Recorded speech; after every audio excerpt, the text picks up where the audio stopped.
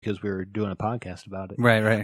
But when it got to the third one, now I'm like entrenched a little more into the story, and I'm like, okay, now I want to see what happens. Yeah. That wasn't necessarily true in the first 2 episodes. I could have walked away and never thought about it again.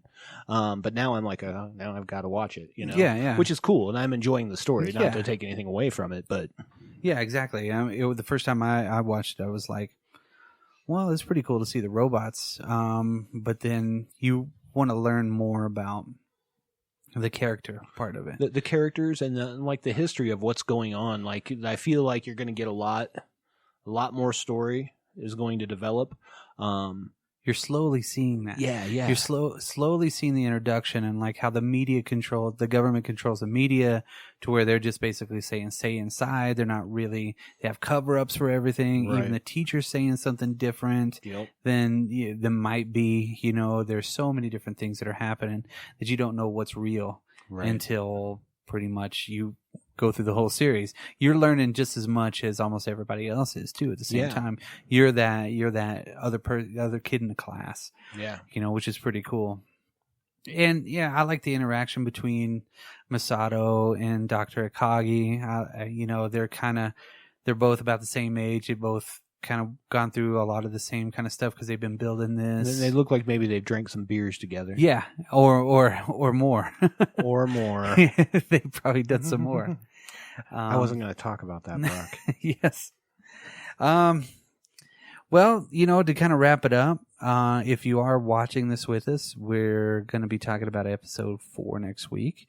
If you have any questions, comments, anything that you might want to say, definitely keep them coming.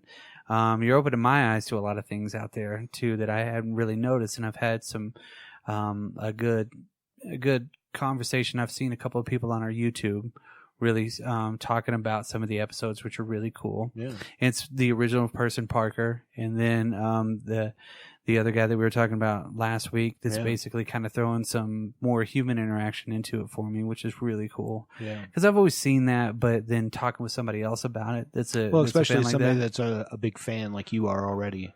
You know, talking to me about it's useless. Because I don't know anything yet. Right, yeah. He's like, yeah, that's right, you're useless. Not at all.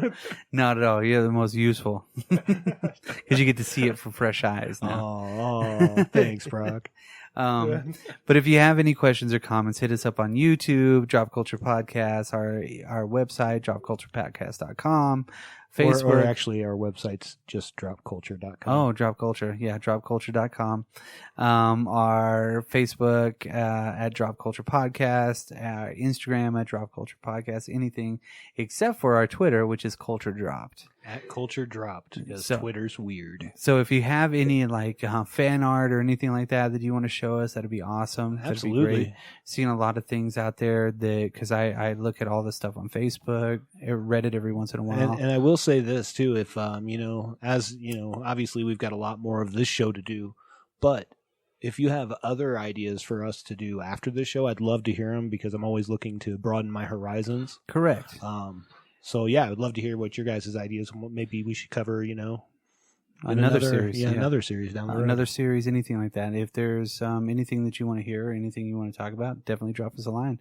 We're always going to be open on the interwebs. So that's right, 24/7. 24/7, like 7-Eleven. So from the Drop Culture Podcast Studios, I'm Brock, and I'm Dan, and we're going to call it a night or an afternoon or a morning for you. Deuces.